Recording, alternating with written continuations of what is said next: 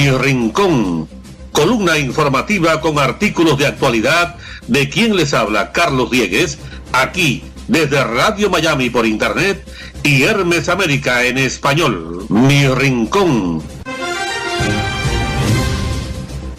Y estamos en contacto con Caracas, Venezuela, con Carlos Jesús Ríos, Carchucho en las redes sociales, sobre todo en Twitter, @Carchucho, está en sintonía también con Radio Miami TV, y se aproxima el famoso 23 de febrero para los escuálidos, como dicen los venezolanos, y esa derecha recalcitrante desde Miami que dice que es el fin. Y te pregunto a ti, Carlos Jesús Ríos, ¿es el fin de la revolución bolivariana el 23 de febrero? Un saludo, Carlos, y a toda la gente que nos escucha allá en Miami. Y mira, de verdad que decir que el 23 de febrero es el fin de la revolución bolivariana es un tremendismo propio de las redes sociales, porque todo indica que no va a ser así. Es decir, es otro de esos episodios, como ya en este año han hecho varios, de que el día T es tal día y es el definitivo, y llega el día, pasa el evento y no pasa nada.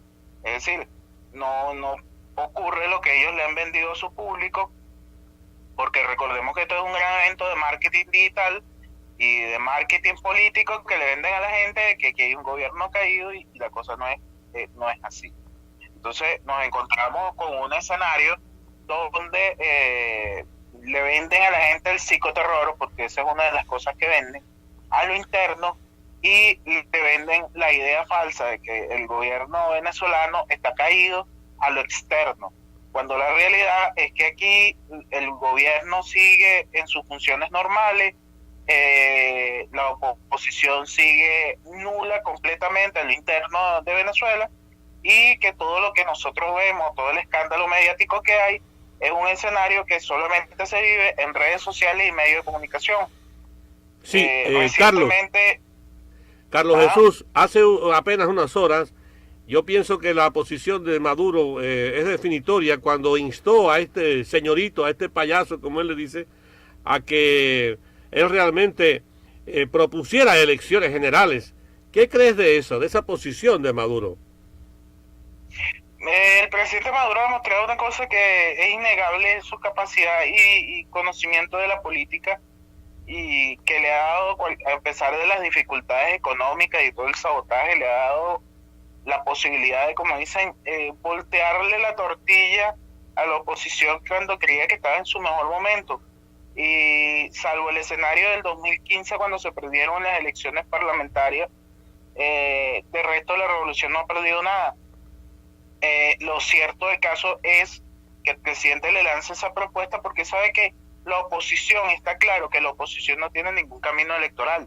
Se supone que para esta fecha deberíamos estar a 3 días de unas elecciones, si fuese cierto el hecho de que ellos se apegaron a un conjunto de artículos de la Constitución de la República Bolivariana de Venezuela para desconocer al presidente Maduro, y que ellos estarían convocando inmediatamente unas elecciones. Eso no ha sucedido, eso no se dio. Es decir, ellos no han pasado por ese escenario, sino que sacaron una ley donde ellos se dan una prórroga a lo que dice la Constitución para convocar cuando ellos consideren que hay un escenario ideal.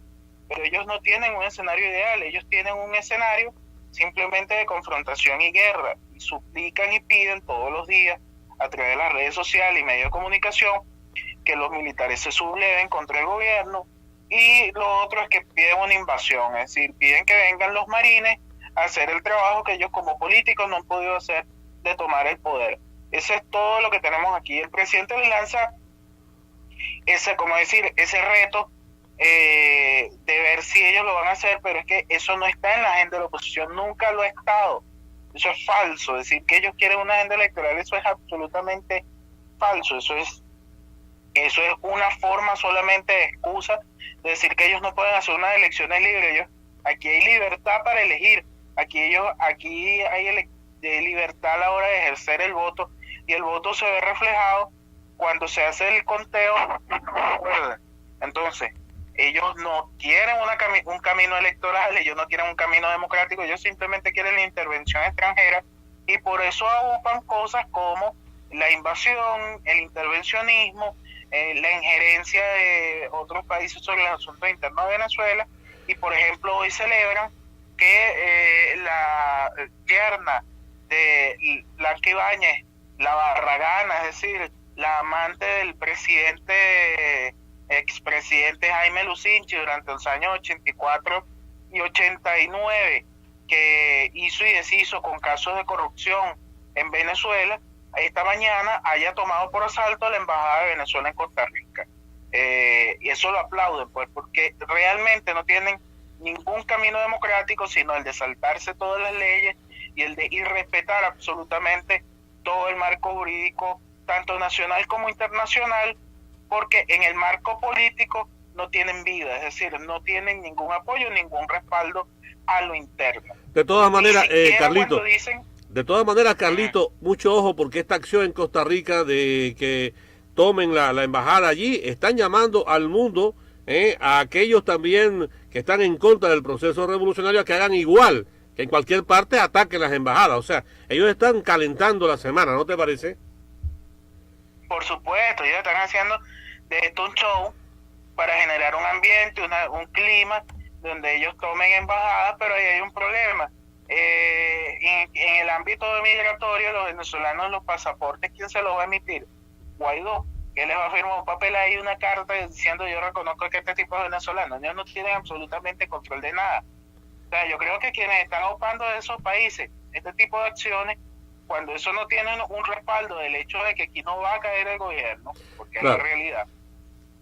Bueno, ellos se quedan en el aire en un conjunto de asuntos administrativos, de operatividad, que le va a crear un problema más grande a esos países que están promoviendo esto, porque allá no va a haber cómo confirmar, por ejemplo, la identidad de una persona que se diga venezolana, no va a haber la posibilidad de comprobar unos antecedentes penales de nadie. Es decir, yo creo que aquí lo que estamos viendo, lo que tenemos enfrente es un gran problema que ellos se están creando, y que los propios países que están ocupando esto también van a venir padeciendo de ello, además de lo que siempre te he dicho, Carlos, la jurisprudencia internacional.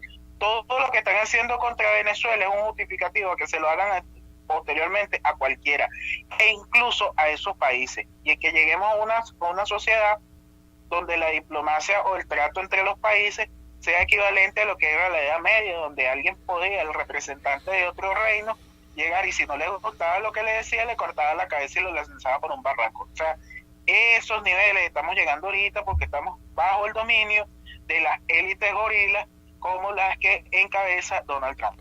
Bueno, estamos al habla en directo desde Miami, a través de Radio Miami TV y Hermes América en español y la red de Tesoro Internacional, con Carlos Jesús Ríos, que se autodenomina, y realmente es así, es chavista y también es caraquista, es del Partido Socialista Unificado de Venezuela, es productor y conductor del programa. Pero quería decir que tú tienes un tuit fijo que dice textualmente, lo voy a leer para que tú me respondas, dice: Chávez advirtió que vendrían circunstancias difíciles en su ausencia, y dices tú, el que hoy claudique ante las dificultades no nos hace falta.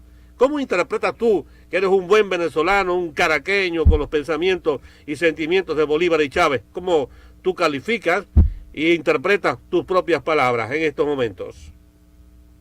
Chávez, el 8 de diciembre del año 2012, cuando lanzó su última proclama al pueblo venezolano, nos advirtió de todo esto que está pasando. O sea, él nos dijo, él nos preparó para este escenario. Él estaba claro que su ausencia iba a despertar no solamente la reacción de la derecha, sino que también que ciertas lealtades débiles salieran con cosas, pues, es decir, que salieran a cambiar, a traicionar el legado del comandante Hugo Chávez, a la ambición del poder, de decir, no, a mí me toca, porque, es decir, ahí él entendió que en ese momento todavía no había la suficiente conciencia dentro de un sector de la dirigencia política en cuanto a lo que era asumir la continuidad. O sea, nosotros en Cuba vemos que el comandante Fidel Castro pasó, llegó Raúl y no hubo ningún inconveniente, el pueblo siguió firme.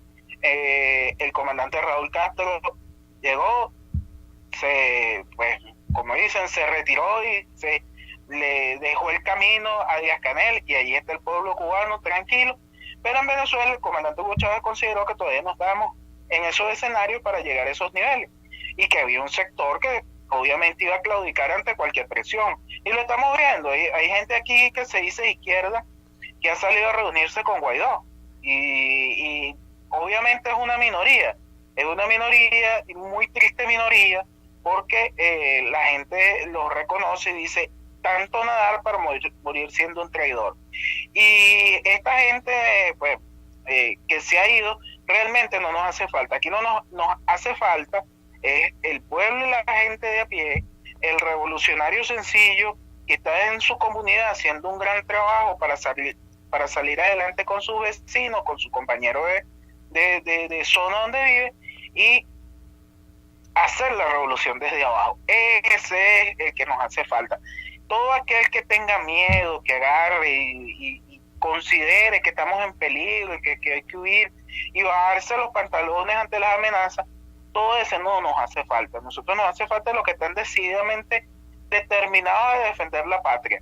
Y les recuerdo una cosa, mira, en minusvalía, Simón Bolívar liberó Venezuela, liberó Colombia, liberó Ecuador, Perú y fundó Bolivia. Y lo digo en minusvalía porque tenían menor cantidad de soldados, menor cantidad de armas, tenían menor cantidad de recursos para movilizarse, y sin embargo tenía una inmensa voluntad y una gran determinación para ser libre, y eso lo logró y echó de aquí, de esta tierra, a uno de los más grandes imperios para la época, que había que era el Imperio Español, y le puso un límite tanto a las otras potencias europeas como a los propios Estados Unidos. Es decir, nosotros tenemos una historia en la sangre genética que nos inspira y nos mantiene siempre firmes allí, y por eso la Fuerza Armada se mantiene leal, por eso el pueblo se mantiene tranquilo, y por eso nosotros el 23 de febrero lo vemos como una fecha más de la que ellos están tratando desde hace varios años de generar con eso una zozobra, una crisis emocional en la gente, pero que no va a pasar y no va a trascender más allá de eso. Obviamente las amenazas siempre están, pero las amenazas hay que confrontarlas con sabiduría. Muy bien. ¿Para qué? Para vencerlas. Oye, muy bien, Carlito, solamente al final, ¿cómo está Caracas ahora mismo? Ahorita, como ustedes dicen, ¿cuál es el ambiente que hay en Caracas? Que nos queda apenas 2 minutos, dímelo por favor, adelante. Bueno, en este momento, para no caer en el debate de la ahorita y el ahora entre venezolanos y cubanos, Caracas está tranquilo, una ciudad que trabaja, que tiene sus actividades cotidianas, normales, la gente trabajando, la gente yendo a sus sitios de estudio, haciendo sus compras a pesar de la gran especulación que existe. Es decir, nuestras dificultades son las de cualquier urbe y no hay mayor inconveniente aquí entre la gente. Todos obviamente pendientes del día 23, a ver con qué locura sale, pero yo estoy seguro de algo, llegará el 24, el 25, el 26 y los días venideros, semanas, meses y años, y seguiremos aquí, porque es un pueblo digno, es un pueblo que no se rinde. Entonces vamos a hacer una cosa, quedamos que el próximo miércoles, ya ha pasado el famoso día 23, volvemos a contactar contigo con la certeza revolucionaria de que ustedes sabrán enfrentar el 23 para levantarse e ir camino ya a la radicalización de la revolución bolivariana, ¿de acuerdo? Sí, claro, nosotros estamos como Diosdado Cabello, su programa de los miércoles con el mazo dando. Él dice, cada miércoles que yo hago un programa es una derrota de la derecha, porque según ellos, este programa iba a dejar de salir después del 5 de enero. Y sigue saliendo. Hoy es miércoles y en la noche saldrá. Y bueno, nosotros nos tocará entonces reencontrarnos el próximo miércoles. Correcto, aquí también lo ponemos siempre a Diosdado Cabello y lo ponemos los jueves y estamos al tanto. Así que tú y yo, con Sergio Montaner, la producción del sonido, estaremos el próximo miércoles para hablar entonces de lo transcurrido en ese mundo y en ese camino para la radicalización de la revolución bolivariana. Y no olvides que Radio Miami puedes publicar lo que tú quieras en Twitter, ahí con ese que tú tienes, el Carchucho. Está muy bueno eso, Carchucho, eso para darle chucho a los enemigos de la revolución bolivariana. Hasta luego, Carlito. Hasta luego, Carlos.